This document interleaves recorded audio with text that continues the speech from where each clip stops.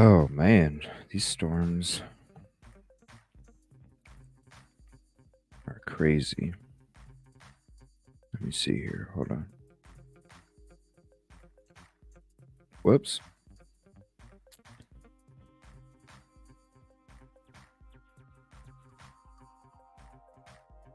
Hold on 1 second.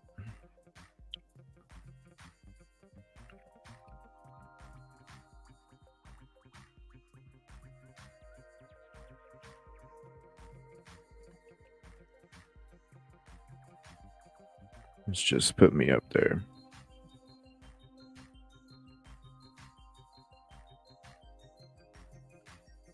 Man, crazy.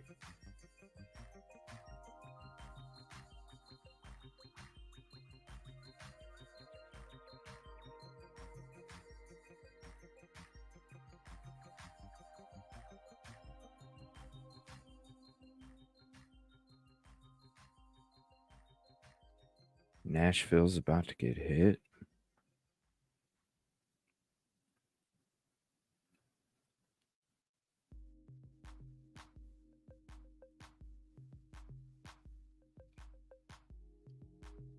Went through Louisville, Kentucky's a state of emergency right now.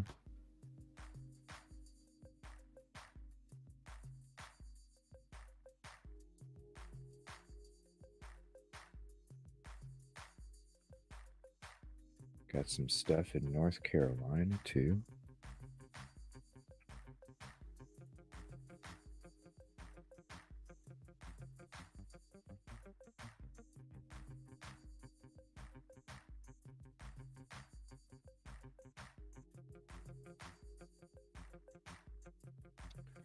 Very active.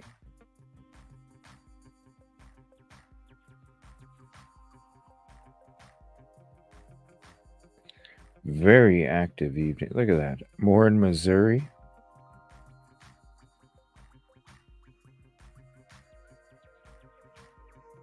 Wow.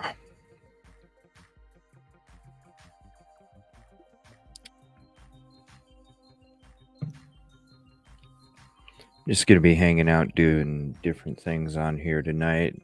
As yeah, we got nasty storms for the next 2 hours. Tornado watches. Was supposed to do my sports show tonight. Unfortunately, we had tornado warnings.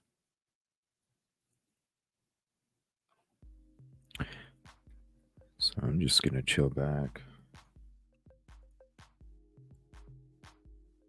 do some different things.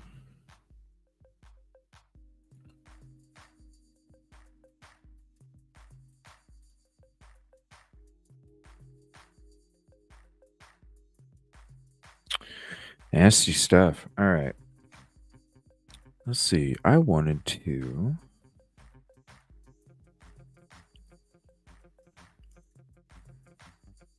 Let me check.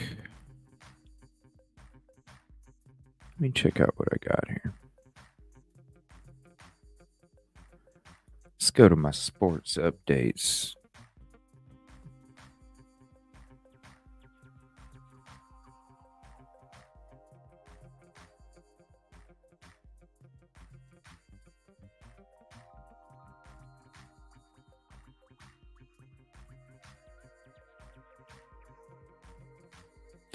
It's crazy. The Celtics and the Mavericks are just taking off.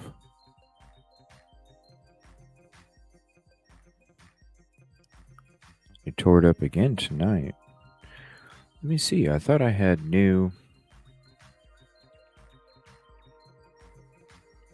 What I had new. Let me see.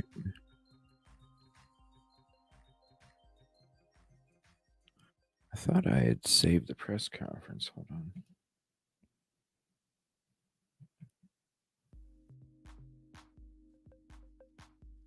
Could have sworn I saved it. Here, let's check this out real quick. Luka Let's see here. Hold on.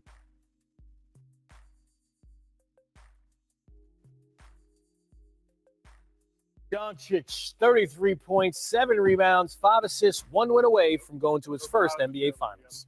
No team has ever come back from a 3-0 deficit in the finals. How does that feel?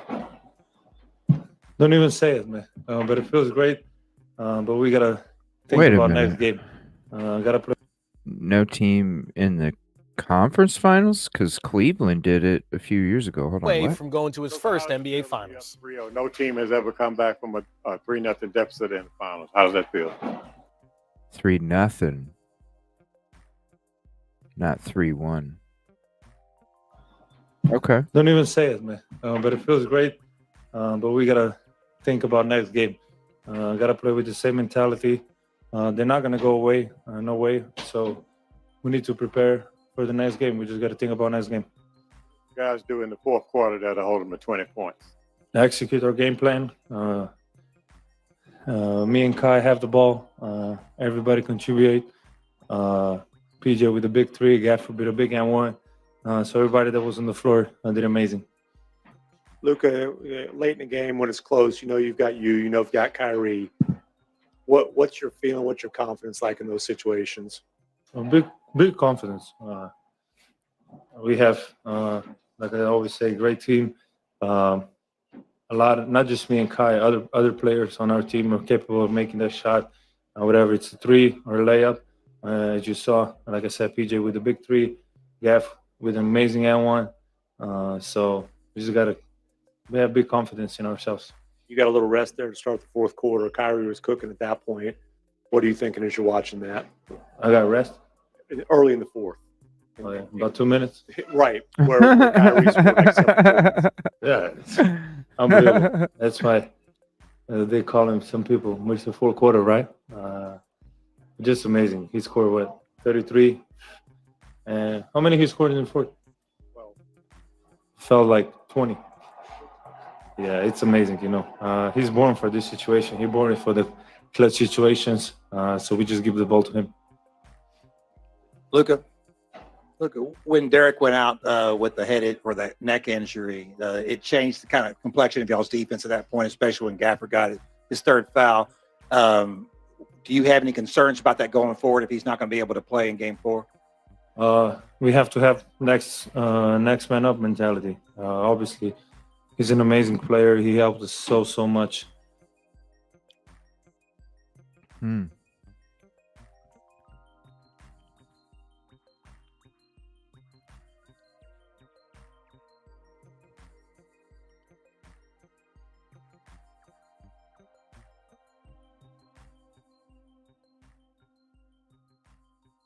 This is crazy.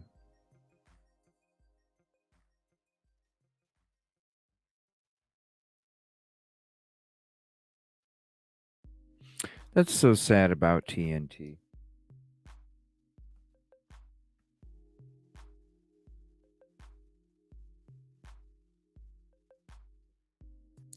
That's so sad about TNT.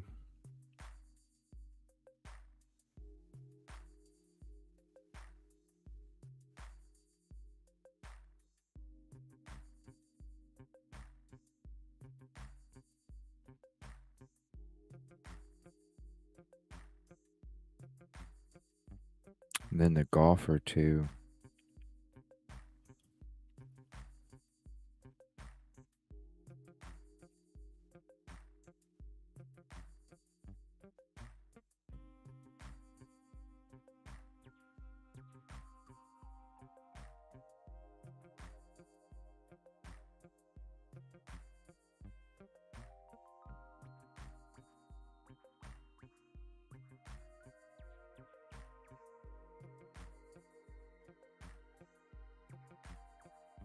So this is kind of crazy to say, but we know the NBA Finals matchup. Yes, each series is 3-0. It's not quite done yet, but it's going to be Celtics-Mavs. Mavs win Game 3 against Minnesota to go up 3-0 in the series. And before we get to any kind of finals preview stuff, we have to talk about Game 3 because this was as clear of a picture as we've gotten so far in the series as to exactly why the series has gone the way that it has. Dallas plays really well in the first half, They shoot significantly better than they had, certainly in game one.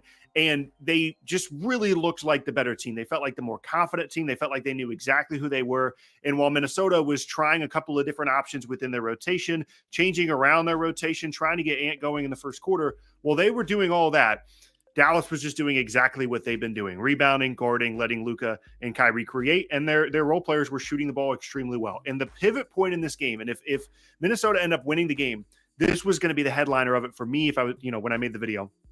Derek Lively gets hurt in the second half, and that kind of changed everything for Dallas and for Minnesota, because Lively's importance to this Mavericks team cannot be overstated. He has been not just better than Daniel Gafford, but significantly better than Daniel Gafford, especially in the way that Minnesota wanted to guard Luka. Minnesota wanted to trap Luka. They wanted to trap Kyrie. They didn't want those guys creating and making plays. And when Gafford was out there at the beginning of games and throughout his 20, 25 minutes a game, he was not reacting well in some of these trapping situations where they were getting the ball to Gafford in the middle of the floor and they had all these options, or obviously he could attack and go to the rim. And Derek Lively was fantastic in those situations and in this game as well. He was making the correct pass. He has 1 to 2 dribble moves where he can get to the rim and finish. And it was just such a weapon for Dallas because Minnesota wanted to trap Luka, but they didn't really have the option of actually trapping Luka because Derek Lively was killing them. But then Lively gets hurt. Appears as though it's probably a concussion for him. So he misses the game. We'll see what he looks like moving. Yeah, but they were up by like 20 points the other game. Why did it shoot me back up at the top? What the hell?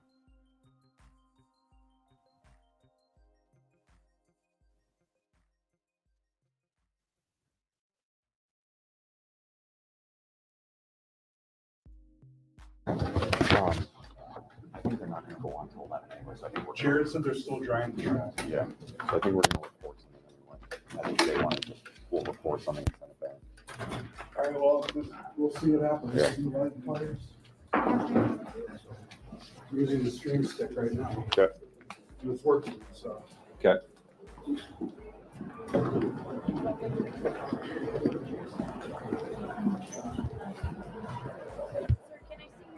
Yes. Yeah, no problem. Yep. You bet. Thank you. Thank you. Yep. Yeah.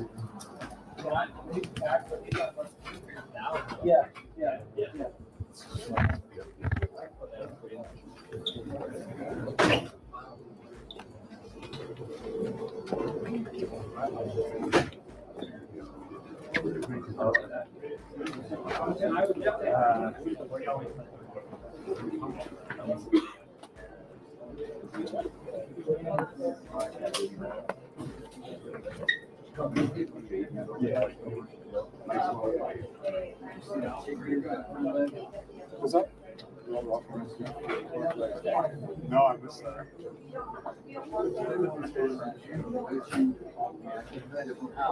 No, yeah, or the. Carl. Yeah. Carl who else? Yeah. Carl now.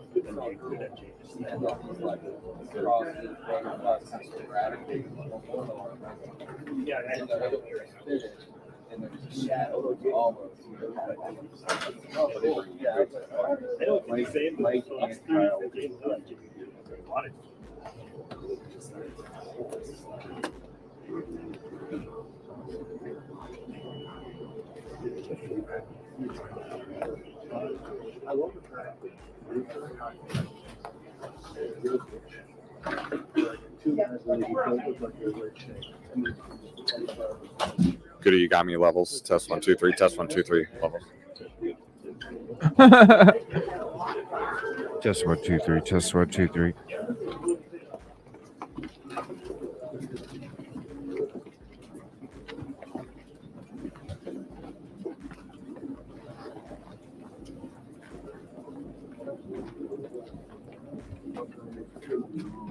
Test 1, 2, 3.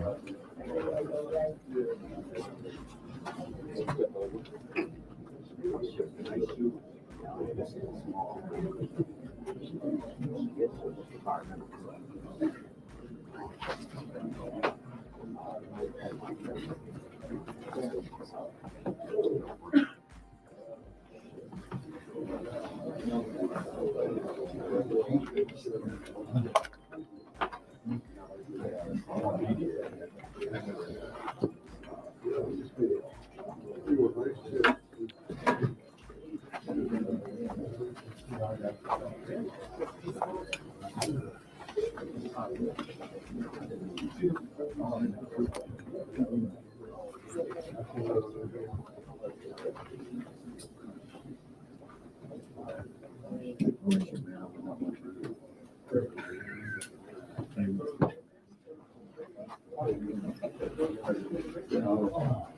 what time that first bus?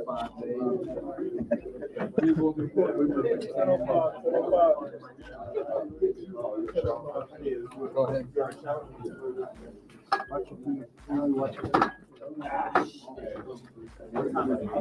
Hey guys, Nas is ready.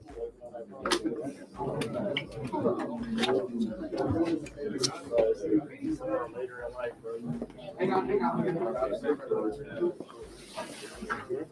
Monty's his third. Make some room. That's where you guys go from here. The same. We want to win. He's saying over his first to 4. He's Nobody's bad. feeling sorry for us, so Right. I think we're gonna keep competing and keep doing what we do. You guys made a run to third quarter. Did Oh, you you think can that do. was going to take it to the end? Yeah, I mean, I think it's just simple shots didn't fall. They converted it. I think we'll be all right. Still, like I said, it's first to 4, so I don't really think we're worried. I mean, we've been in a situation before, and I think if anybody can win 4 straight or something in that scenario, I think it would be us. Is there anything missing that you guys maybe had in Denver that you don't have here? Maybe just slow starts. That's pretty much it, and then not converting in tough situations down the stretch. You mentioned it, Game 7 of the Denver series. Nobody in the locker room was ever worried. You should still have that same mentality. Yeah. I mean, everybody. Like I said, if it's a team that can do it, I think it's us. We're built to do that. So I think everybody still got their heads up. I mean, obviously you don't want to go down 0-3, but I mean it's part of life. So like I said, we're not gonna hang our head about it. We're gonna go out there and fix it. Now, when you guys are getting in offensive rhythms as a team in this series, what's happening out there? Because it seems like it's been like hot and cold. I think we just go on stretches where we hit shots, we're playing for each other and things of that nature. I think we just had to do that throughout the whole game. Offensively and defensively, our defense, we got to make rotations and be low man and honor everybody's call and things of that nature. You guys closed out the first quarter pretty well, halftime pretty well, and the third pretty well. What do you think is missing in those final 5 minutes? Like I said, I think I missed a 3 and had a couple in and outs. Like we hit some shots, but we didn't hit enough. I think. Again, I got to watch the film to see what else, but off the top of my head, that's what I remember. Dan told us this morning that he was going to come out with more aggression. How do you feel like that helped you guys? It's clear in the third quarter he got it going and was able to help you guys cut the gap. I was telling him throughout that little stretchy that he had to just keep going, that he wasn't tired because we need that. I think obviously he's a great player. He's a young player.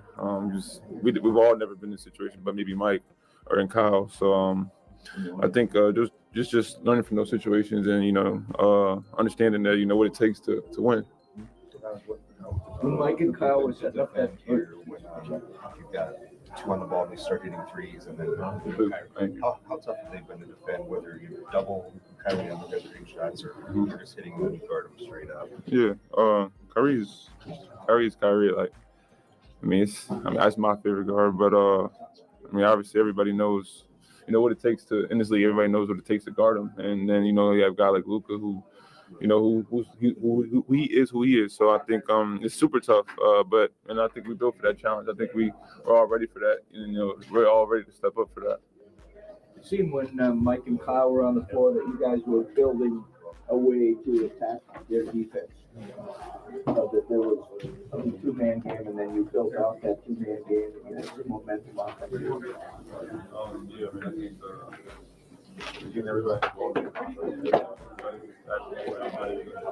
I think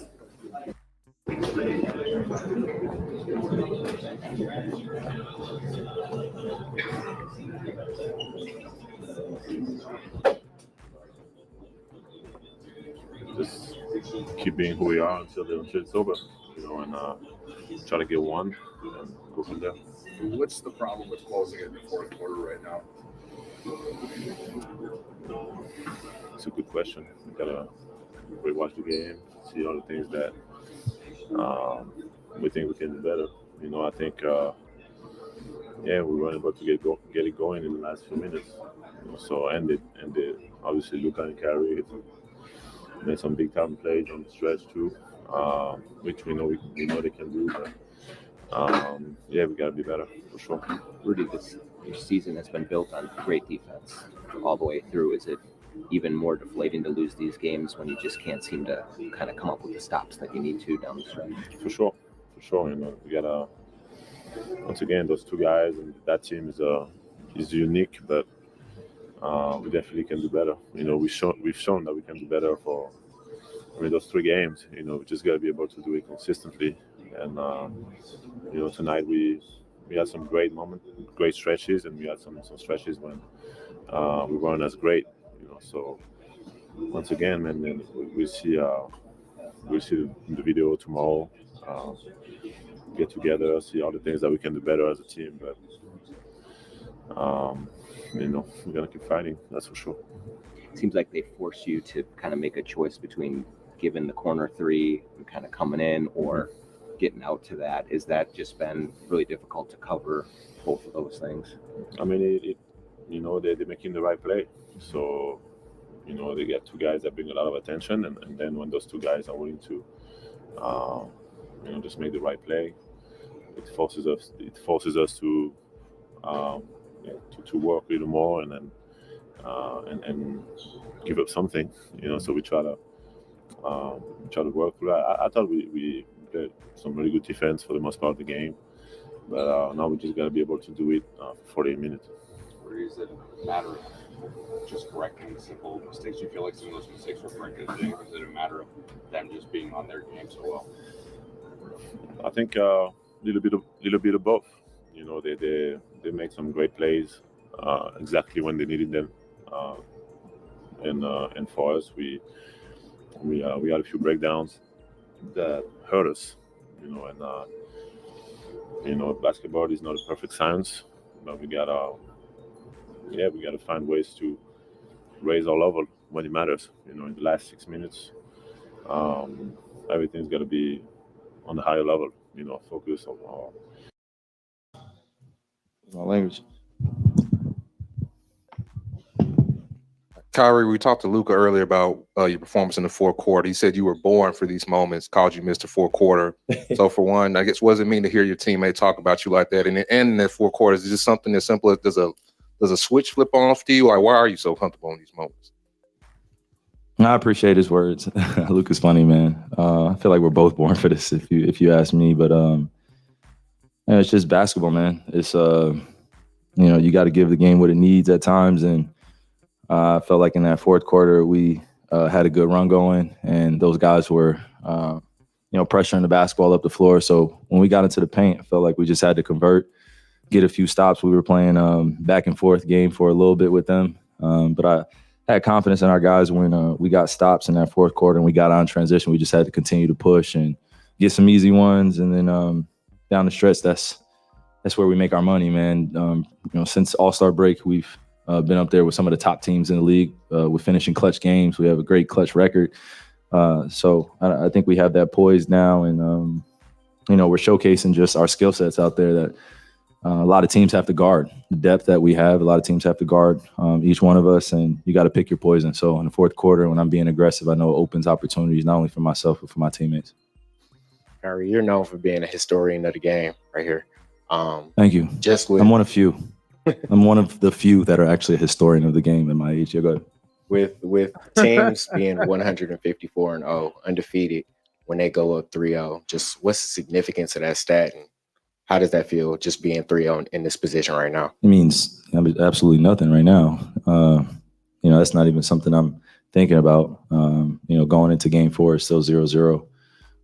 And that's the type of motivation and mentality we have in that locker room. It's not just me. We feel like the job isn't finished, and we're going against one of the greatest teams in the world. You know, they still have the capability of beating us on any given night, and we have to treat them like that. So, you know, it's a time to celebrate after the game, but once I get up here, it's on to the next thing and thinking about my recovery work, putting my kids to bed, watching film, and just getting ready for this war, man. War-like battle that's gonna come next game. So got to appreciate where we are, but at the same time, don't take it for granted and don't take the other team for granted, because they're pretty sure they're going to watch this interview.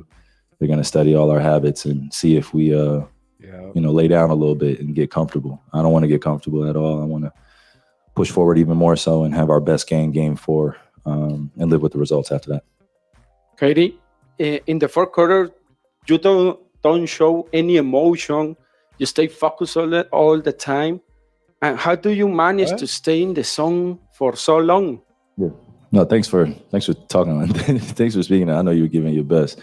The fourth quarter is it's just you get a chance to see your competitors' emotions. You get to see what they're made of.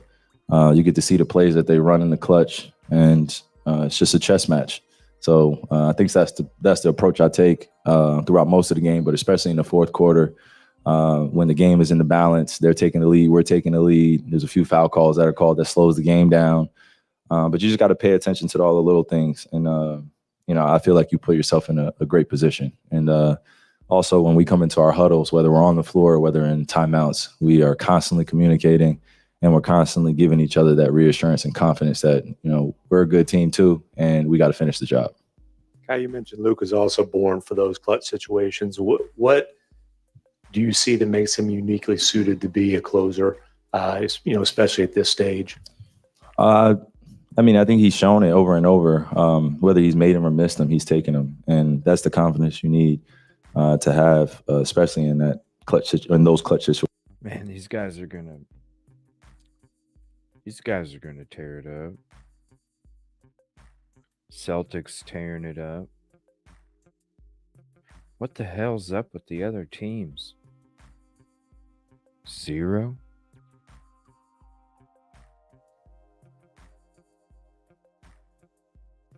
This just in. What a dramatic finish between Boston and Indy. Aaron Nesmith for the tie. Short off the rim. And Boston comes back from 18 points down to stun the Pacers in their own building without Tyrese Halliburton. Jason Tatum, perhaps his best game of the postseason. 36 points, 10 boards. Jaylen Brown also hit some big shots with 24. And Al Horford, the man had 23 points on 8 of 14 shooting and was 7 of 12 from deep. Andrew Nembhard was the engine for this team scoring-wise. Ain't that some shit? You're a free agent, you go somewhere else, and they trade your ass back to where you came from. With 32 points and almost a double-double with assists. TJ McConnell almost had a double-double as well, 23, 9, and 6. Pascal Siakam, but down the stretch, Indiana did not make the necessary plays. And Boston, they showed veteran experience in leadership when it mattered the most. Look at that. 36 and 10, 24 and 2, 23 and 5. Man.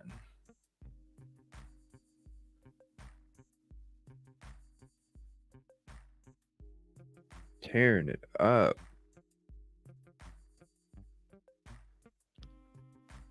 Just tearing it up.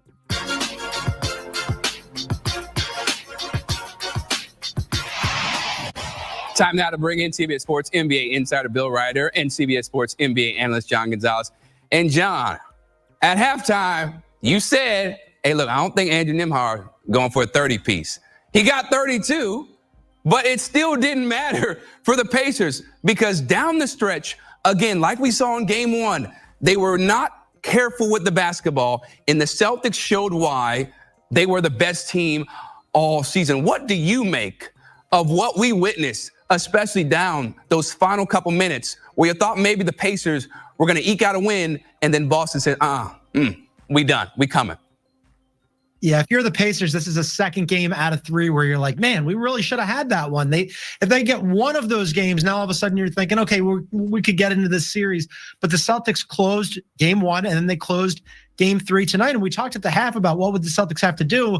And one of my keys was, and this isn't surprising considering how hot the Pacers were shooting the ball in the first half, but play better defense, right? And Drew Holiday, who did not have a great night shooting the ball, came up huge again, just like he did at the end of game 1, at the end of game 3 tonight, makes a big bucket through contact, and then a huge steal late in the fourth quarter to really cement the game, to salt it away for the Celtics. And this is a game that the Pacers could have won, should have won, didn't win because the Celtics played really good defense in that fourth quarter to close. And his ass fell down too. His ass fell down too. Let's go to 0.5. Look at that. He got back up and got the steal. Whoop. Banana peel. What's up? Watch this. Whoop. Banana peel.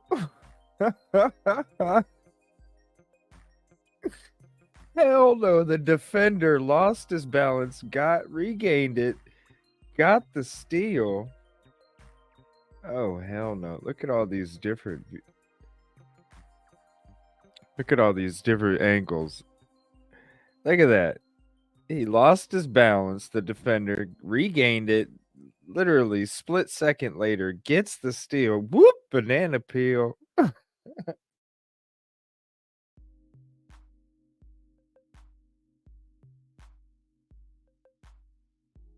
This one's not that good of an angle because it's. Wait till you see the other one, though.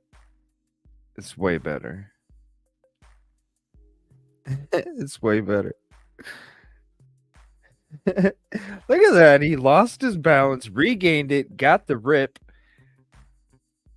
and then whoop. Oh, damn. That looked like it might have hurt, too. Look at this. Look at how he landed. Hold on. It's going a little bit too. Let's go 0.25.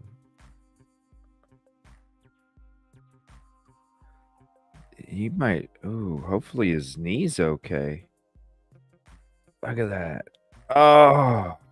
Oh. Ouch. Hopefully his knee's okay. That's not a good way to fall on your knee. I mean, you didn't fall on it, but, you know, it's twisted away. It's not supposed to be landed on like that. Oh, look at that. Oh. Oh. I bet that's a sore knee in the morning. I bet that is a sore knee in the morning. Look at that. He went down. Look, face down.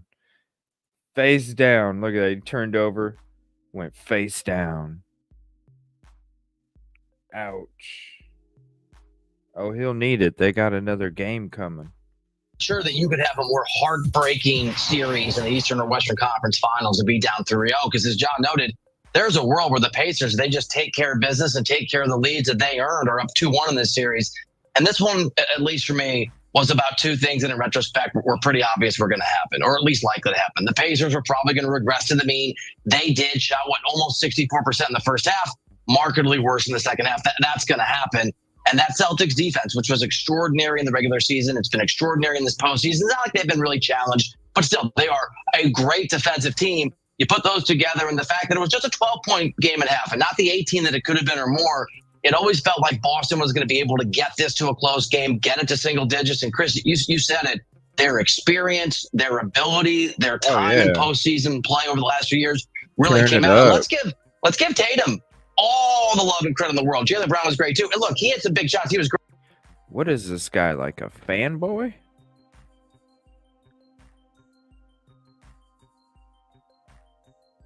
Is he?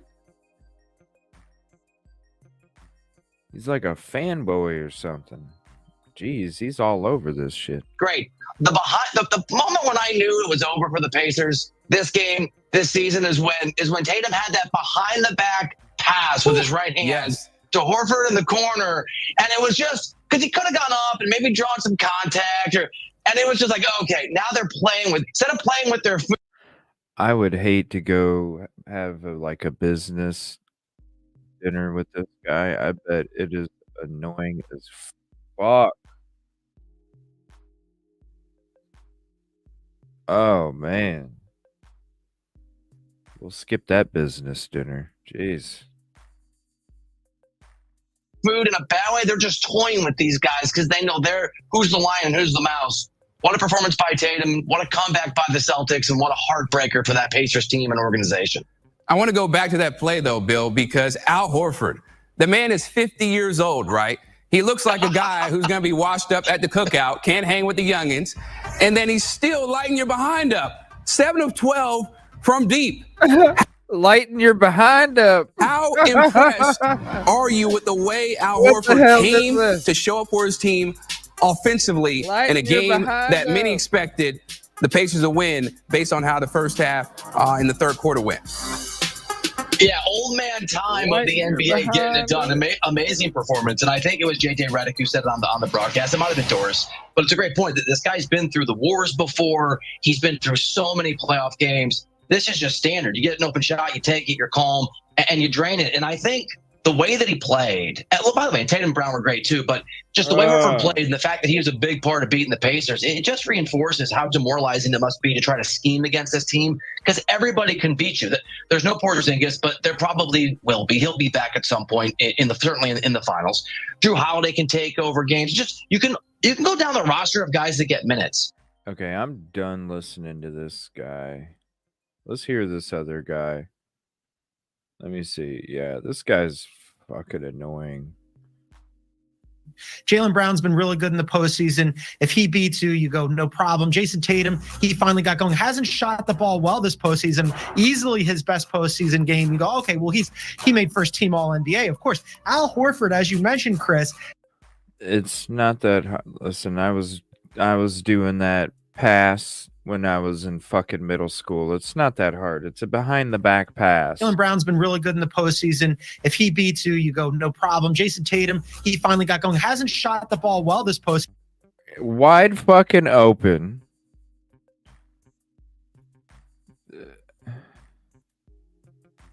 Why was this guy creaming over this fucking pass? Look. Why was he creaming over this pass?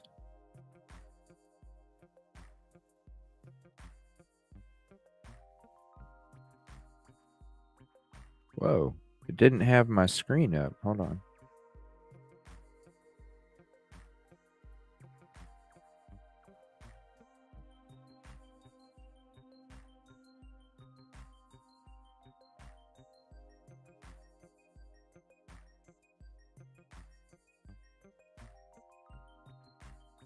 There. Why? Why was he? Look, this is not that. This is a middle school pass. You go, no problem. Jason Tatum, he finally got going. Hasn't shot the ball well this postseason. Wide open to the person that you're passing it to. Oh my gosh. And were you moving that fast? No, you were driving to the lane. Oh no. And if he beats you, you go, no problem. Jason Tatum, he finally got going. Hasn't shot the ball well this postseason. Easily his best postseason game. You go, okay, well, yeah, that guy's a fanboy. He made first team All-NBA. Of course, Al Horford, as you mentioned, Chris, getting a little older and doesn't look quite as agile as he used to if he was ever agile. But he is a very good player. They don't want to have to play this guy 34 minutes. They're doing that because Kristaps Porzingis is out. But he reminded you, oh, yeah, I've been a good player in this league for a long time, and all of a sudden you fall asleep on me. Well, guess what? I'm going to nail 7 threes on you. And what Bill was saying is absolutely right. The depth of this team on a night where you don't expect Al Horford to shoot the way that he shot, he goes off, and on a night where Jrue Holiday wasn't shooting well, and he had two critical plays that end up helping the Celtics win. If you're the Pacers, you're like, what direction are the Celtics coming from? We can't pin them down. We have no idea how to stop these guys because they just come at you in waves and they have so many different ways to beat you. Right. They have so many different ways to beat you. And the other thing, guys, is there were so many moments where you thought the Celtics were going to hit threes that went in and out. And to me, I was like, okay, they're not going to win. But the Pacers didn't take advantage of those opportunities. Sweep the Pacers. I think the rest versus rust question, it is reasonable, as Bill said. It's something that we've talked a lot about with the Celtics, but we saw it happen after the first round. They had some time off. After the second round, they had almost a week off before playing the Pacers. Hasn't slowed them down any. Yeah, the Pacers could have stolen one of these games, but they didn't. And so the Celtics have looked really good. I don't think it's going to be a problem. I think that they're happy to take that time off because, as we mentioned, who knows what kind of Kristaps Porzingis you're going to get back.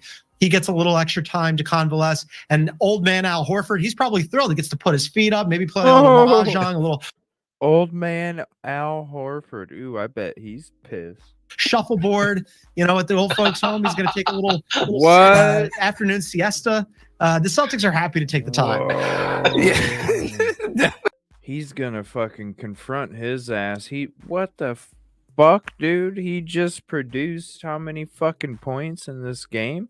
Convalesce. And old man Al Horford, he's probably thrilled. He gets to put his feet up, maybe play a little mahjong, a little shuffleboard. At the old folks' home. He's going to take a little afternoon. And they're all fucking giggling their ass off too, dude. That dude's tearing it up still. Old man shuffleboard at a retirement home. Noon siesta. The Celtics are happy to take the time. Wow. Definitely. All right. Boston going up 3-0 against the Indiana Pacers. Bill Ryder, John Gonzalez, always have fun. It wasn't even that funny.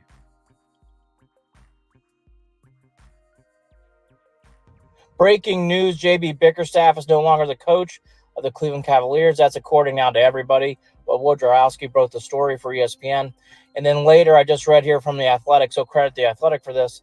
The leading rumors in the clubhouse is Atkinson, an assistant coach for the Golden State Warriors, an assistant from the Pelicans, Borrego, are maybe the leading candidates to take the job. So again, I reported JB's gone. JB had a good career in Cleveland. I do think his career kind of plateaued. I didn't see him really advancing the team further than what he did. It doesn't mean he's a bad coach. Sometimes in Cleveland, we have bad coaches that need to go. JB was the opposite. I thought he did a good job. His time was up. I thought it was the right time for the change. I actually understand completely how the Cavs handled this. This had to be a hard move because he's a good man. He did some good things. I just don't think he could advance his team anymore. No. The dealings with Mobley and Allen, the dealing with Garland's career kind of spinning out this year are the big reasons why he left. There's amongst others, but those are the big reasons. And again, the Athletics reporting Atkinson and Borrego, the assistant coach for the Golden State Warriors, assistant coach for the Pelicans, are the leaders in the clubhouse. Stay tuned for more JB Bickerstaff. Oh, come on. Are you serious? Why he left. There's amongst others, but those are the big reasons. And again, the Athletics reporting Atkinson and Borrego, the assistant coach for the Golden State Warriors, assistant coach for the Pelicans, are the leaders in the club. Get a real fucking coach, Cleveland. Get a real fucking coach. We still got some more, Caddy. It's kind of why I'm just chilling out here, because we still got another hour and a half, maybe, of just in case. Thank you. Hope everybody stays safe, man. I'm telling you, it's crazy over here on the east, middle and the east. It's nuts. There's still here. Let's pull it up.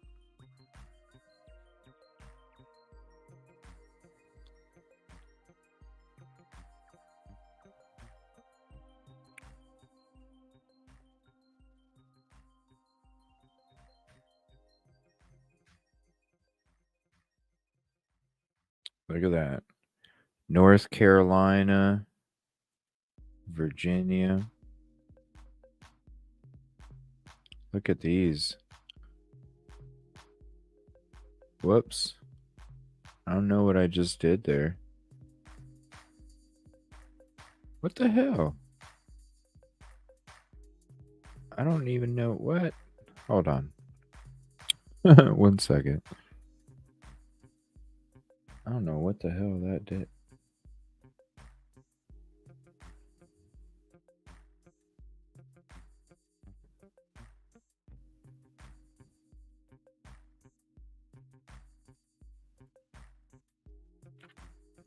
All right.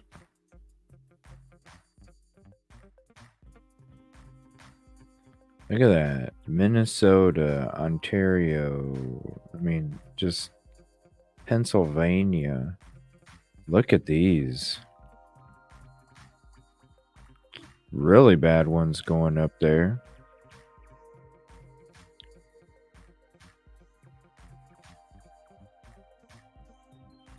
Columbus. Cincinnati. Just crazy storms. Nashville right now. Here's Hendersonville. Nashville and Hendersonville.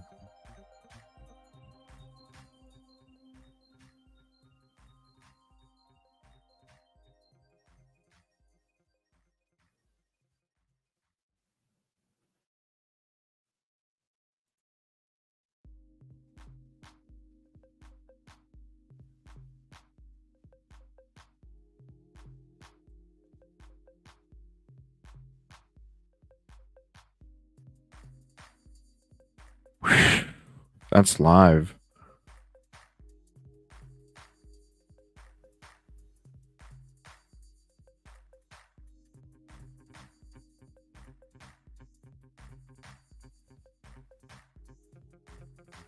Shit's wild. Look at that. The rain. It's raining sideways. Wow, it's raining sideways. Uh-oh. Power flash.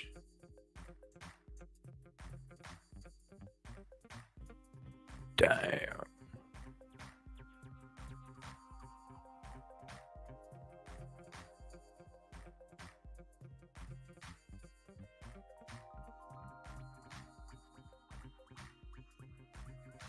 Crazy shit. What's this?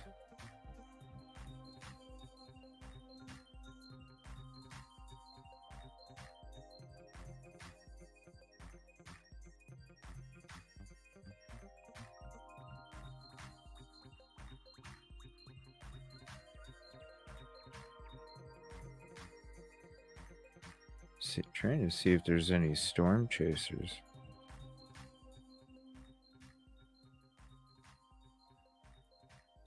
Whoa, look at Memphis.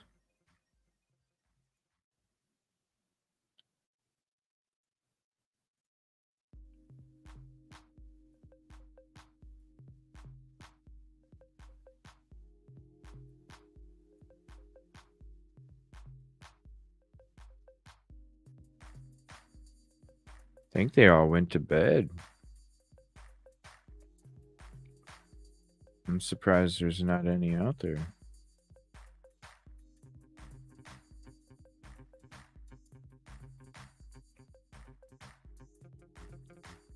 Where are you at?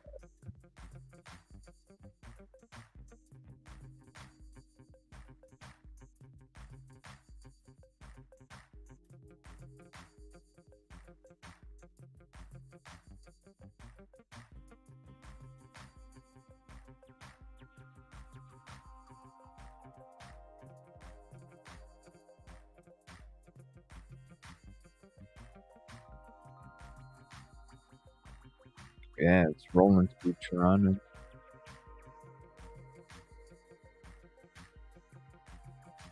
Look at that. This is humongous.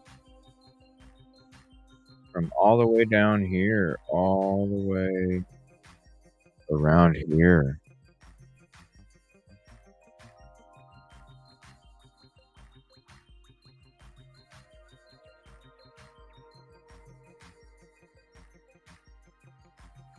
Huge storms.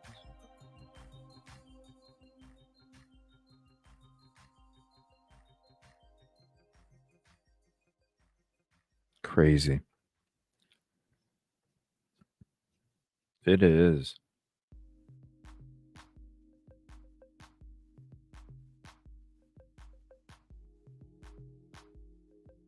Oh, you guys were wondering where Ryan Hall y'all is. It's right here.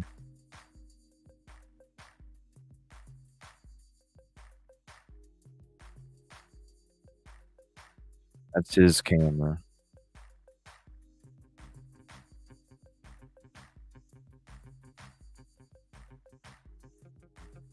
The Weather House, Y'all Squad HQ. So right where my hand is, I'm zooming straight back. That's where it is. It's in Kentucky. Right by like the border. Where the states kind of meet. West Virginia. Virginia. And Kentucky. Kind of right there by the... Here's the border.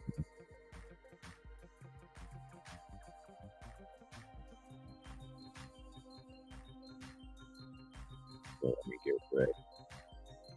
Here's the border.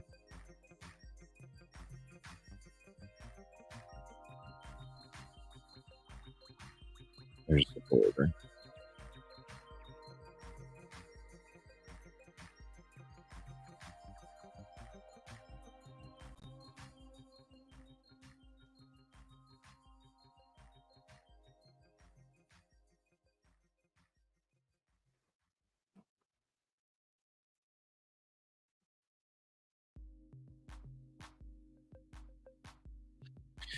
Man. Yep, still got more. Still waiting. Still waiting to see if some pop off, and then it looks like some of these storms over here are going to be creating an issue too, maybe. So it's going to be a maybe thing. We'll see.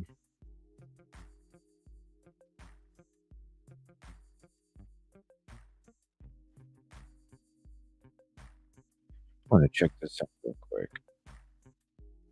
Our CBS Sports NBA insider Bill Ryder and the coach Avery Johnson. Fellas, you know I love seeing your faces at all times, but on the tail end of one of these, wow. It was the Anthony Edwards dunk that really injected life into this entire Game 3. But again, Minnesota, their shortcomings highlighted in these final moments. Coach, I'm coming to you first. What's your headline coming out of Game 3? I got so many headlines, but I predicted this tonight. So I predicted that the Mavs would win 115-108. I was somewhat close, wouldn't you say, my buddy Bill and Joe? But the Mavericks was sensational. Even with Lively going out with the neck injury, they were phenomenal. Kyrie Irving and Luka combined for 66 points. I said for the Minnesota to at least have a chance to win, they would have to keep that total under 50 points. I knew that the role players would shoot better at home compared on the road. They made 10 threes in the first half. This game was tied at the end of the third quarter, which didn't bode well for Minnesota. But P.J. Washington, with about 3 minutes and I think 25 seconds, 30 seconds to go in the game, made the biggest three of the game. When Anthony Edwards got confused on the rotation, here it is right here. That's the biggest. That was lights out. Got burned. Game over right here. Checkmate. Bill, you walk away from Game 3 here, and again, defense. Okay, I gotta skip that guy because I can't stand his ass. I cannot stand his ass. Sorry. The most. No, and Joe, Bill, you guys know this. We talk about the NBA experience. Let's start with Kyrie. Pure NBA experience. 2 NBA finals with LeBron James as, he's the guy. LeBron's Batman, he's Robin. He took over as Batman in that series against Golden State, forced Golden State to go out and beg Kevin Durant to join them, right? And then you look at Luka. Luka has been a pro. Listen to me. Luka's been a pro since he was 13 years old. So even though it wasn't in the NBA, he's played a lot of big games on the European circuit. So he comes to the NBA with a tremendous amount of experience. You know what Anthony Edwards was when he was 13? He was in middle school. He was in 7th or 8th grade. He was 13. He was right. He was totally different situation. And then here's another thing when you look at this They tore it situation with up. Luka and Kyrie. Yeah, they're Luka and Kyrie are. It's going to be their championship. Do I have a safe place? I have a basement. That's about it. That's about it. Look at the coaching situation. Jason Kidd, At least coach we the have Brooklyn basements. Nets, got fired. Coach the Milwaukee Bucks, got fired. Assistant coach with the Lakers. Now he's coaching against an assistant coach in this series. Even though the head coach is behind the bench, it's different when you're not on the court and you're not walking up and down the sidelines like Coach Finch normally is. So the Mavericks just have too much for the Minnesota Timberwolves to overcome. Yeah, that coach is absolutely right. I have very little to add other than we've always known that Kyrie and Luka had the experience offensively to be outstanding. You take the defense of this Mavs team that we've talked about, and the fact that Kyrie and Luka are playing pretty good defense. I mean, they've been really good defensively. It's just this Mavericks team is a complete package. And if you look at this team in its entirety going back to the start of the regular season, all the way back in October, maybe you didn't see this coming. But if you really zone in on the last few months, the way they played since they made all those moves at the trade deadline, for all the reasons Coach just talked about, the experience, Jason Kidd, the fact that Kyrie's been in finals, Luka Doncic has made a conference finals before. I mean, these are guys that are all NBA first-team level players. These are two guys capable of being in MVP conversations, that actual award. It's just, it has been. Oh my gosh, dude, I can't. It's all cliche shit. We're Not doing always it. being exploited. I'm not doing So it. what happens, Joe, is in a pick and roll situation, when you have a soft defensive coverage, or what we call a drop by Rudy Gobert. So it's not really a trap, but it's a soft sort of a drop. What that does is it opens up the floor for you to play 4-on-3, 3-on-2, and inevitably 2-on-1, and that opens up the lob for the roll guy. But that means you have to have a threat in a Luka Doncic. All right, Coach said Rudy Gobert, so I'm going there next here, Bill. Type of a trap. So that when that happens, the lob is Rudy Gobert 9-6-2, and we saw him exploited in that switch throughout the entirety of this game.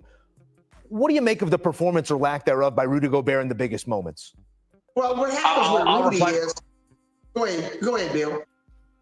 Well, I was just going to say, my heart I feel bad for him, which is not where you want to be for Defensive Player of the Year. He's an outstanding shot blocker. He's an outstanding rim protector. And we've seen this story in Utah as well. Defensively in the paint, he's incredible. But when you draw him away from the basket, when you ask him to play defense at the level that's expected of a Defensive Player of the Year winner against guards, and you throw in the fact they're two of the best guards in the game and maybe the best guard combo in the history of the game, you're going to get what you get, Joe. I can't quote Luka Doncic exactly from game 2, but he was right. Rudy can't guard him. No translation needed there. Coach, Bill, we appreciate. Oh, that's so annoying. All right, I'm probably going to have to switch to audio. Let me switch to this first.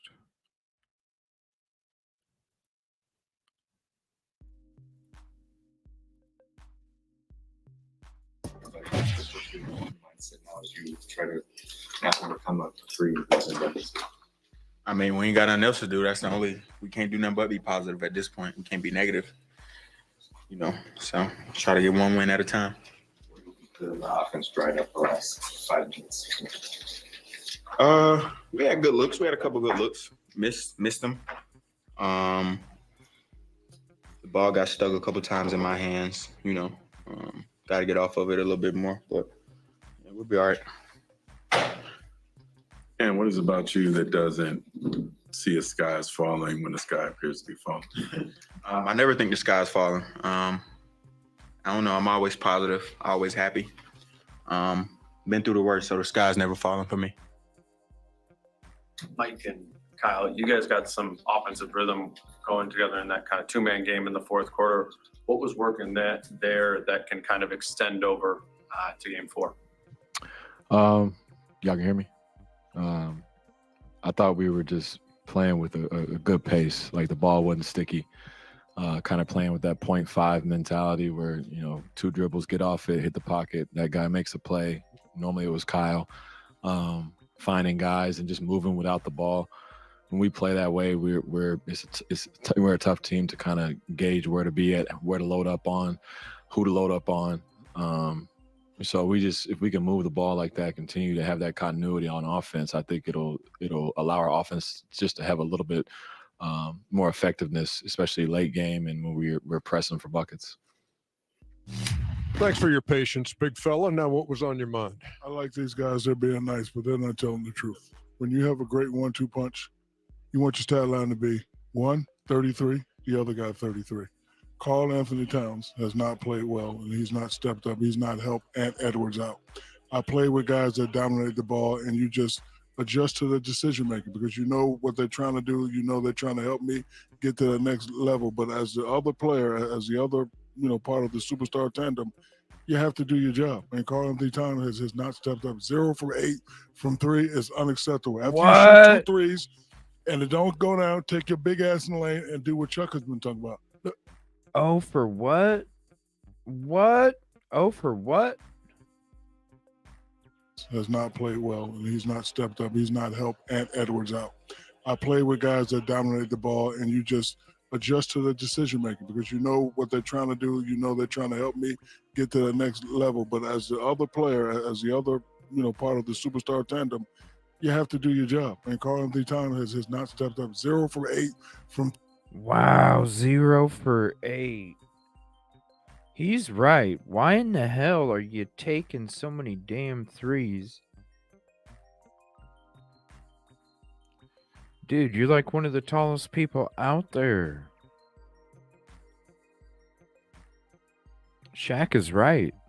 3 is unacceptable. After you shoot 2 threes and it don't go down, take your big ass in the lane and do what Chuck has been talking about. The problem So, with that, go ahead. No, so, the coach, putting it on Ant 22. No.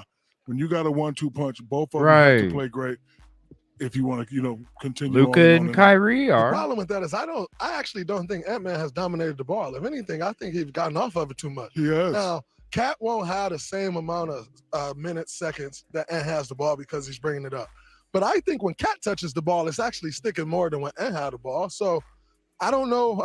Obviously he needs to get to the rim, but he's just not answering the bell. And this is who Cat's been his career, where when the going gets tough, they say he'd go the other way. So you got to figure that out. I don't care who got the ball. You can't go 0 from 8 from 3. I agree with everything. And Chuck said the game is small ball. However, when the Denver Nuggets win an NBA championship, you have to try to build a team to beat the champs. They did that. However, now the adjustment comes. And the one thing about It better Luka, come. he reminds me of Dream in this way. Hakeem Olajuwon. You better fucking make an adjustment. If you're down fucking 0-3, you better make a fucking adjustment because everything else hasn't worked so far. The shot that you're trying to make them take, that's the shot they're looking for. So you're saying we make him spin to the baseline, come back and fall away. That's the shot he's actually trying to get. Right. When we used to throw it on the box and you say, okay, he's going to dream shake and fade out of bounds on the baseline, that's the shot he was looking for. So that's what makes them so hard to guard. And that's why you cannot have them 8 points or less with 4 minutes to go, because the shots now becomes they don't have to rush them. They can get into the shot that they want. Yeah. You got to get them to be a little impatient when they're down 10 or down 8. And that Right. Throw them off just a little bit. Make them go to the left if they like going to the right. If they don't like being bumped on, bump up to them a lot. Like, do everything opposite so that way they have to think more about doing what they normally do without having to think about it. has been the difference. And I agree with you, Jack. At some point, we have to Yeah. see Cat on the podium. Right. He should. You think about this. we saw He was everyone being there, and praised. Cat's not on the podium. That The series against the Nuggets, Anthony Edwards was praising Praising. I wonder what he's saying now. Nothing. He's just sitting there. That should never happen. It's in an NBA Western Conference Final. Well, I think the main thing is when you have good games, you run out there, and you have bad games, you hide. You can't ever do that. The media's got a job to do. Because sometimes they don't ask for you though. Yeah, well, no, they always ask for. They're gonna ask for him because they know he didn't play well. They ask for him, but sometimes guys hide. But that's forgiven. You talk about beating the champs. The coach and the players got to make an adjustment. What worked against the Nuggets won't work against the Mavs. To me, the coach has not done a good job of adjusting. We said from game one, they can't play them two big guys together because the Mavs don't have really, especially they made an adjustment on the drop defense and just the Mavs got a bunch of wide on threes. They just haven't made them consistently. But as a coach, you guys say, hey, you know what? I got to go small. They went small in the fourth quarter tonight, and it was actually pretty effective until the last 3 minutes. So, listen, this is just a bad matchup. I've said it from game one. It's a wrap now. It's going to be a quick 4-0. It's just a bad matchup. But to me, the Wolves have not. I think they should start Naz Reid personally and move. And who are you taking out the lineup? I'm probably gonna take Rudy out. That's not because he can't guard anybody out there. I'm just asking. Because to me, Cat, and if I'm Wow. Mike Conley, because he's the veteran, he's a yo man. Rudy can't guard. I want you. Don't shoot threes. Go to the basket. Thank you. Go to the basket every time or post up. Right. Because number one, clearly you ain't cold. You froze. I said, but like, hey, Cat, go to the basket. He ain't every cold, time. he's froze. Make them call a foul and try to dunk the ball. Because the thing is, he's bigger than anybody on Dallas's team. He gonna have a size Right, that's what advantage. I was I mean, the saying. closest He's guy like is the Gafford. tallest dude out That's there. the only guy out there really, and he's still too little if he played big. Right. And like I say, man, I think this guy could be so special because Like, buck the to fuck me, up, man. The matchup is dictated by who's guarding you. It ain't like if a big guy's guarding you. If Shaq, let's say Shaq was a hell of a, obviously one of the greatest ever. Hey, shoot threes against Shaq. You can't post Shaq up.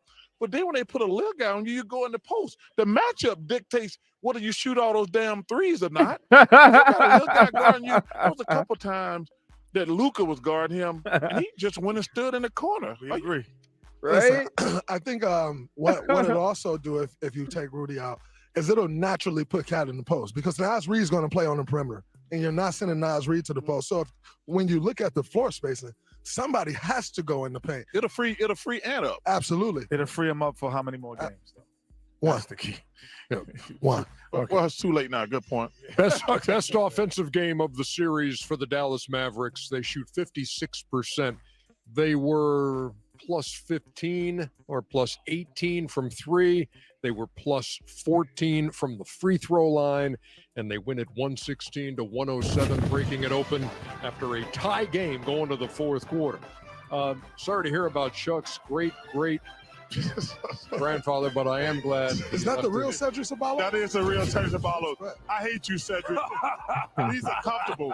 Shout out to Prophet. These are comfortable. Hey, I'm gonna have a Who made those shoes? Ray? Prophet. I thought those were it open after a tie game going to the fourth.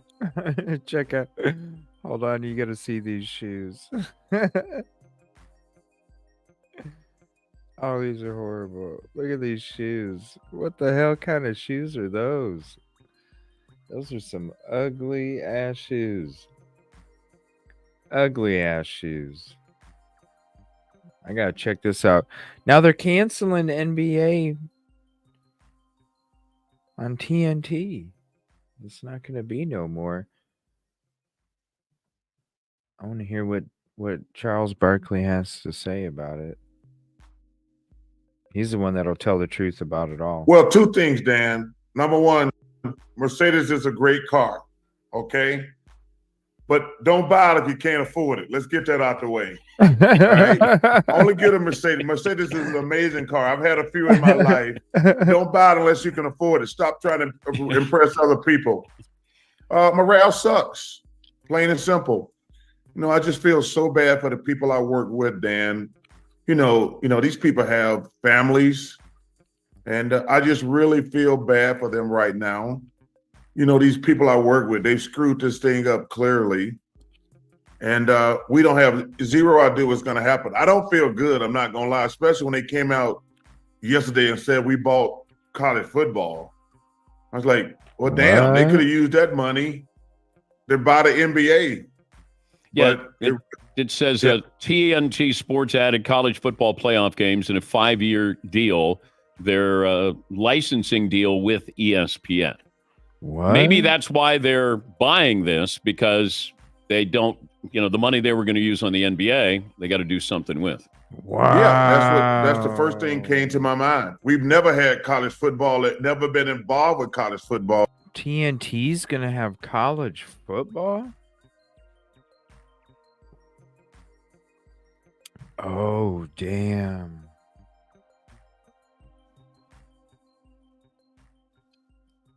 Oh, damn.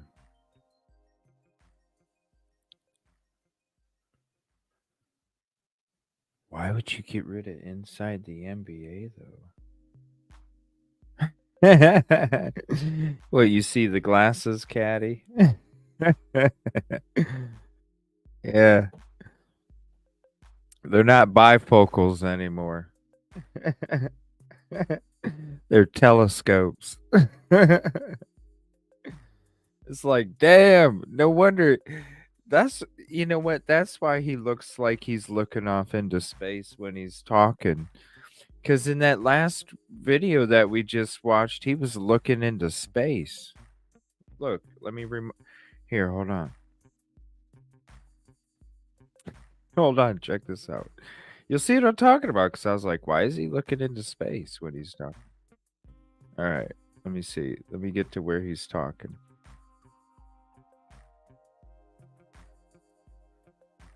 Because he can't read shit. Watch. He can't read shit. Just watch him. Just watch when he's talking. He's not looking at anybody.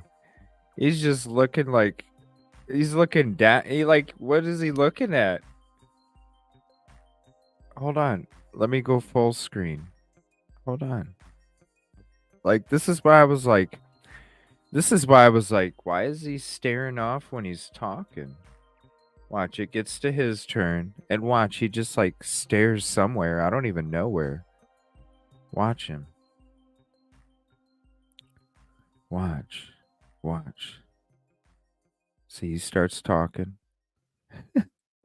He's just, what is he looking at? I don't know. He's not looking at anybody. He's not looking at a cup. He's not, what's he looking at? He's looking huh? He's still looking in this, what's he looking at? I can't tell. Is he looking at Shaq's cup?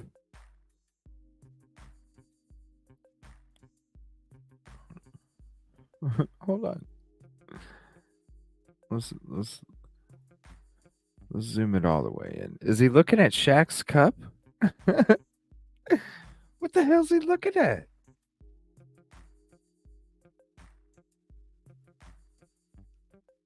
Look, what's he looking at? Watch.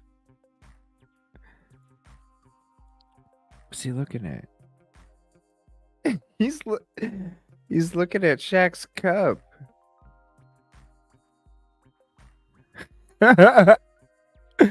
So when we're watching this video, it's like, oh yeah, that's why he ain't wearing them glasses. He's not wearing his glasses, so he's probably like Ray Charles and shit. Like, where, baby, can you get my glass of water, please? I can't see it. Damn, dude.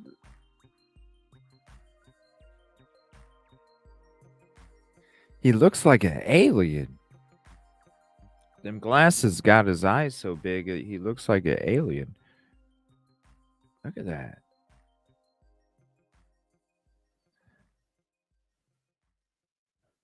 Crazy shit. All right, so he's talking about the morale that they're getting college football though. And we don't have zero idea what's going to happen. I don't feel good. I'm not going to lie, especially when they came out yesterday and said we bought college football. I was like, well, damn, they could have used that money to buy the NBA. Yeah, But it says TNT Sports added college football playoff games in a 5-year deal, their licensing deal with ESPN. Maybe that's why they're buying this, because they don't, the money they were going to use on the NBA, they got to do something with. No, I think they were already going to do something with it. That's why they said, you know what, we're going to transit, but they're transitioning. But why? And that really sucks, because college football was usually on free TV every weekend. Now it's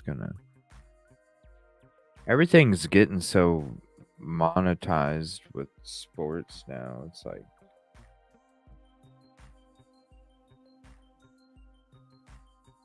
I know. I miss playing hoops too. Swish.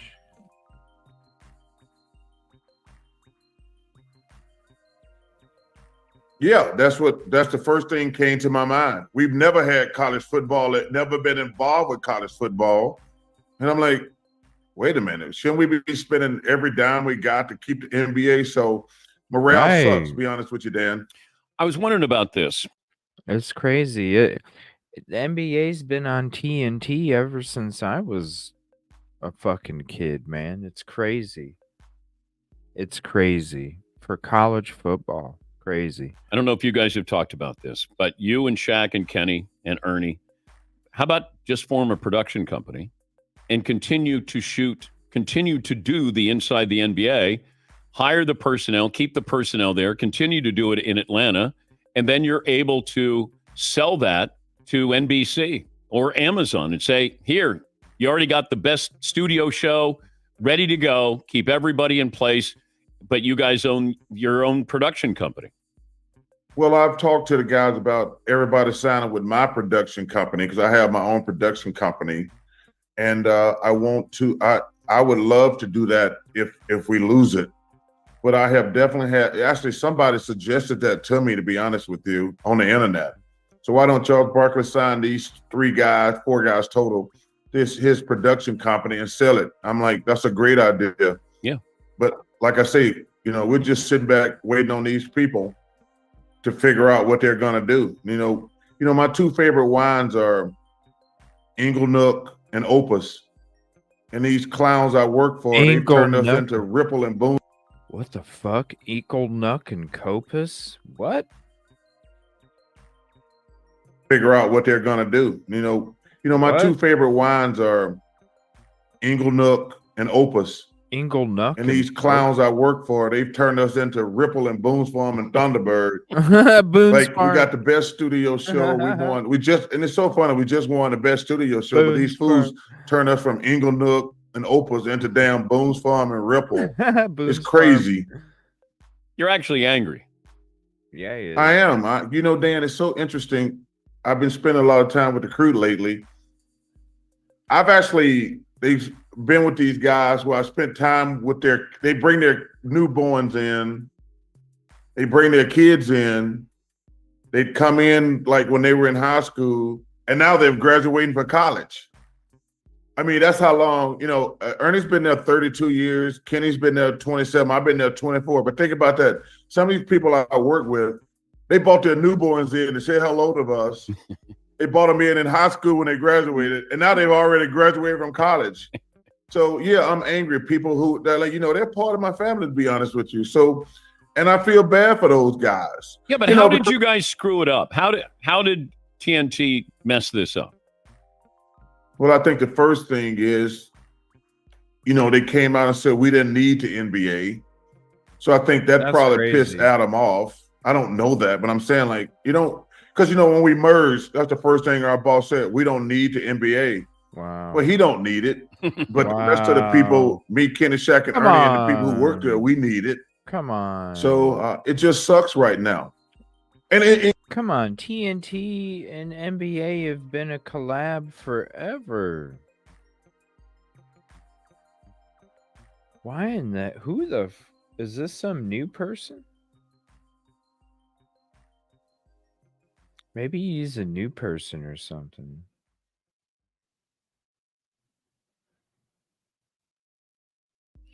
I don't know. That's just shocking to me. And, you know, the thing that's interesting, me, Kenny, Ernie talk about it, Shaq, all the time. Like, people walk up to me, I'm not even joking, 20 times a day. I'm like, dude, thank you for the kind words, but I have zero idea what's going to happen. Yeah. You know, it's funny. Like, you can't go anywhere. And then what's really frustrating, we all are getting sent like 5-7 articles a day about we've already lost it, or we on life support. TNT's trying a fourth quarter comeback. And I don't know, Bill Simmons, who I'm a big Bill Simmons fan, they're sending us articles like they've already lost it. It's over with. I was listening to Mad Dog Russo the other day. He's like, oh, It's over with. It's already going to NBC. So I don't know what to believe. So it sucks for the people, for all of us. Wow. That's sad.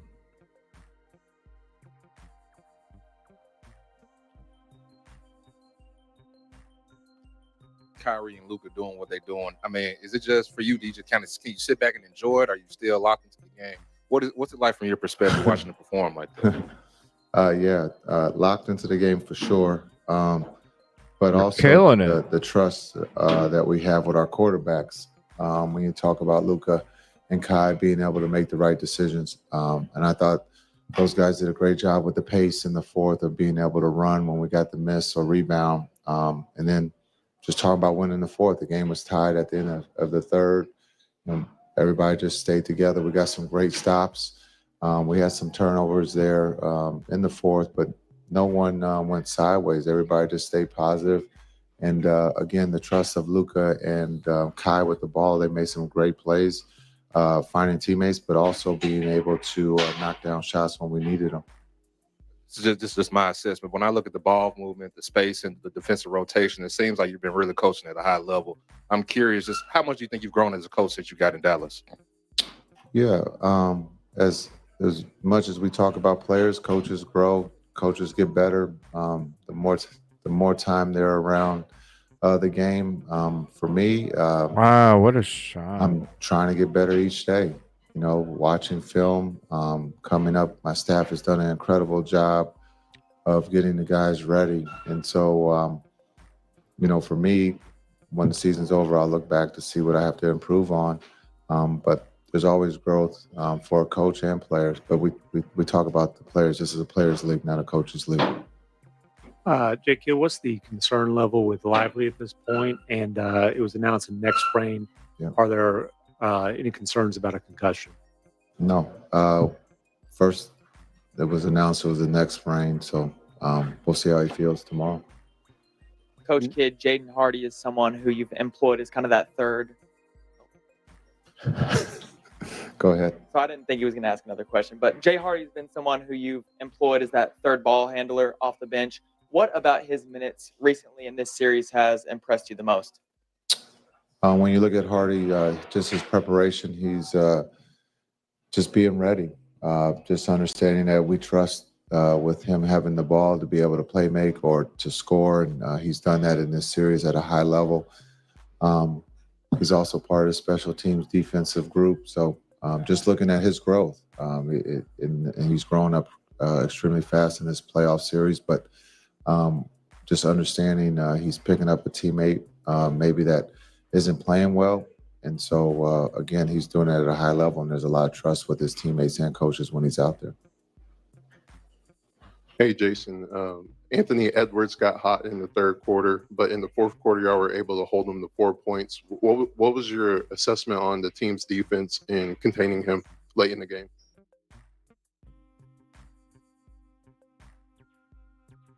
Yeah, I thought the group did a great job. He expended a lot of energy in that third.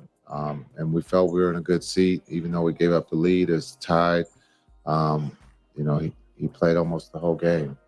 Ant's an incredible player. He's going to put a lot of pressure on your defense. And and he did that in the third. I thought again in the fourth, the group did a good job, team defense of trying to make it hard on them. And again, we got, fortunate that they missed some shots, and then we were able to capitalize that on the other end. And you always talk about the leadership of Luka and Kai.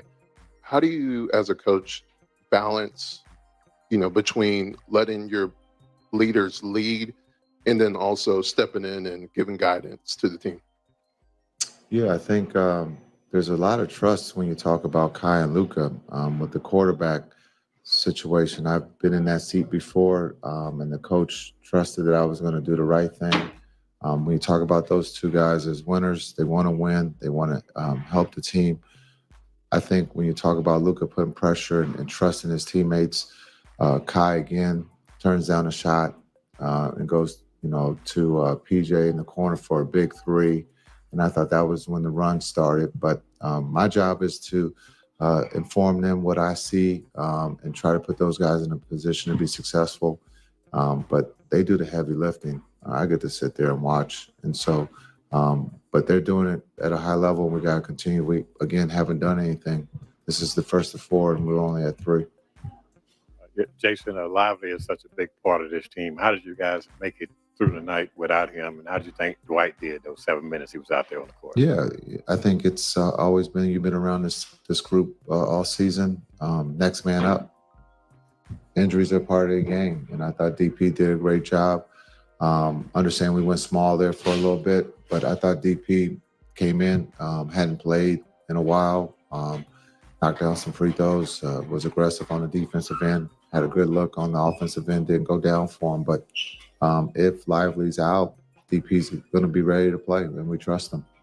What did you guys do from a defensive standpoint there in the fourth quarter when you held them to 20 points? Yeah, I think sometimes you look at the defense, we're trying to protect the paint. Also, we're trying to guard the three-point line. Minnesota is a very good team, and they can, stretch you out. And I thought the extra effort tonight was at a high level.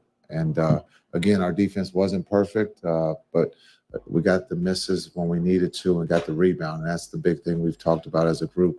Our defense we feel is pretty good, but a lot of times we come up and we don't get the defensive rebound. But I thought tonight. Yes, man. But it feels great.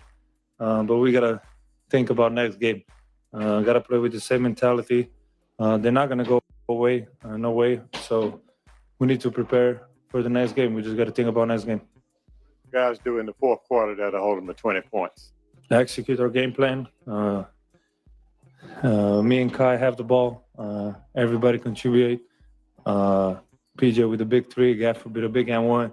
So everybody that was on the floor did amazing. Luka, late in the game when it's close, you've got you've got Kyrie.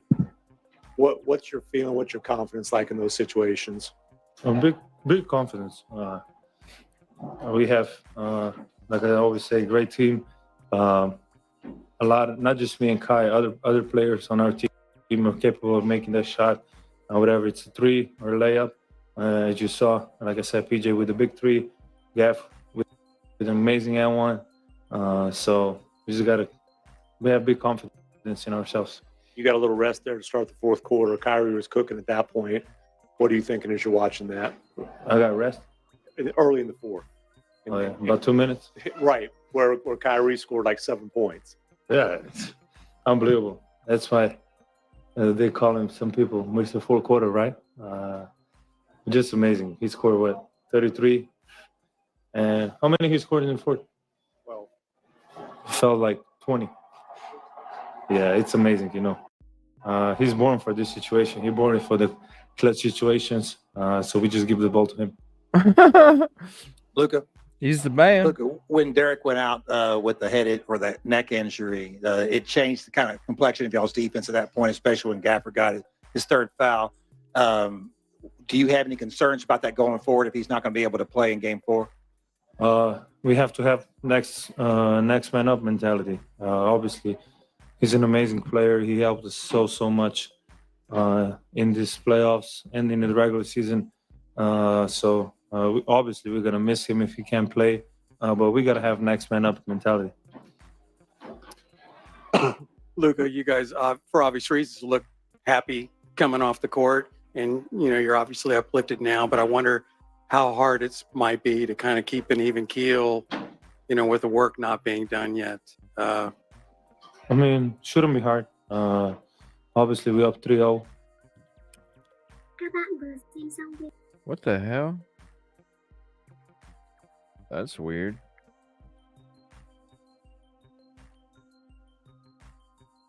All right, hold on. Let me see. There was something else I wanted to.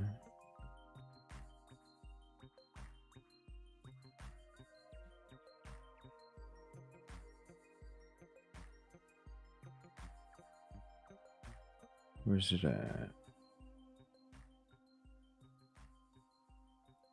Yeah, this right here. And I'm gonna do. I'm gonna do something a little different after this. I don't know if you guys have ever seen Grand Theft Auto 4, but I'm gonna start a brand new game.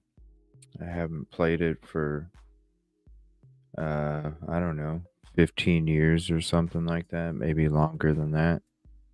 So I'm gonna start playing a little bit of that tonight before I go to bed. I gotta stay up another hour and a half or so as some of these storms keep rolling through. By the way, a lot of tornado warnings out there.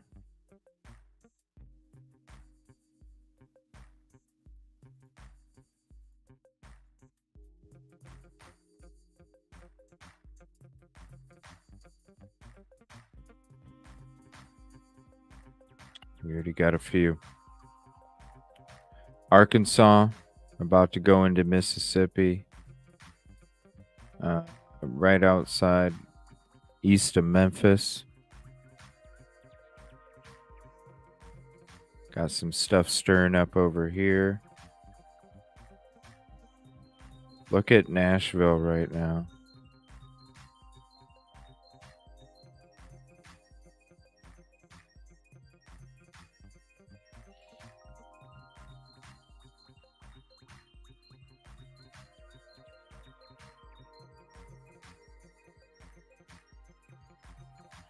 Let's see. Let's get you a camera that's right in there.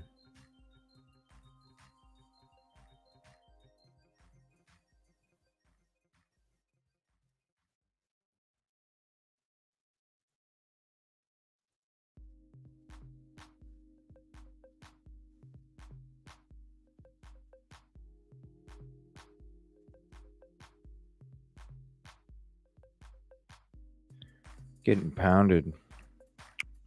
Look at this one right here.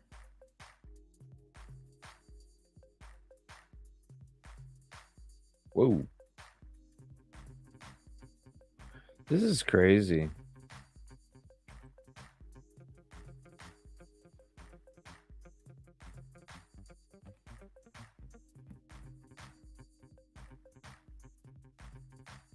So be careful. Even over here in Carolina. All up around. Stuff going over there by Delphi over here. Whoa. By Delphi over here. Here's Delphi right here. Another line of storms over there. South Bend going into Columbus. Heading up to Akron. Heading up to Akron right there.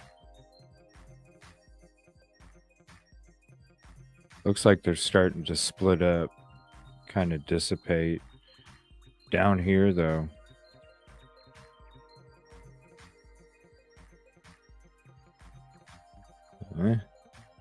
It's taking a while. These ones, let's see. They're starting, it's taking now. It's taking a bit. It's taking a bit.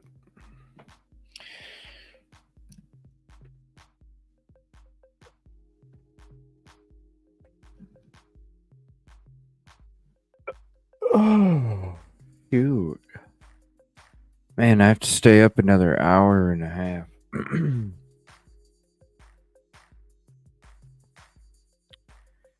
Astros won in Oakland.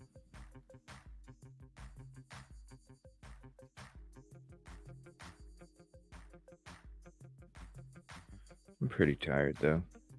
I only slept like an hour and a half.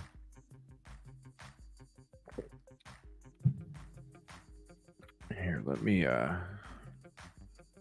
re-look up the local weather again. Maybe it changed.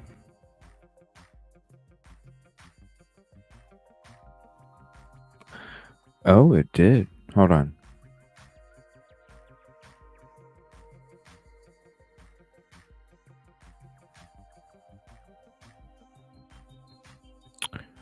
Let's look at the hour by hour. We don't have.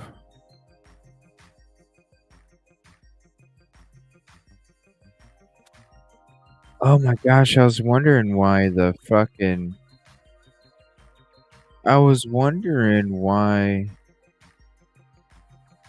Power through every season with. Let me see here. Let's go to the hourly.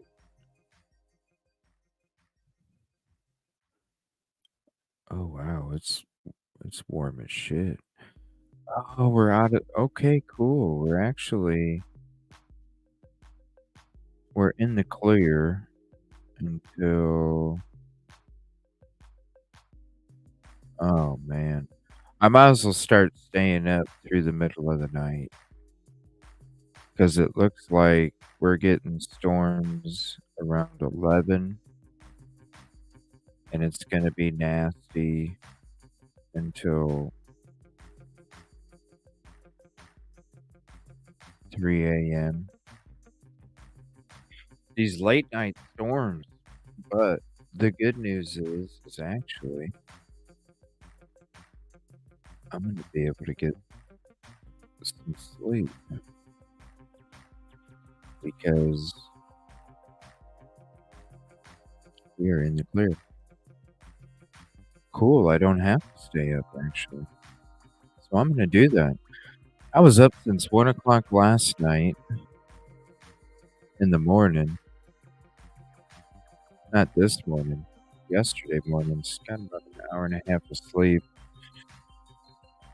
Then I was dealing with tornado warnings as soon as I woke up. I actually woke up to a tornado warning. Had to run downstairs. Kind of freaky. Wake up. Because I woke up early before my alarm. I was like, it's not even time for my alarm to go off. And then as I'm like kind of waking up, I'm like, oh fuck, that's a tornado warning. Yeah. I was kind of bummed. I wanted to do my sports show tonight, but it's okay. I got to do a little bit of that, but that'll be coming up. I do some gaming and I don't know. I've been liking this morning.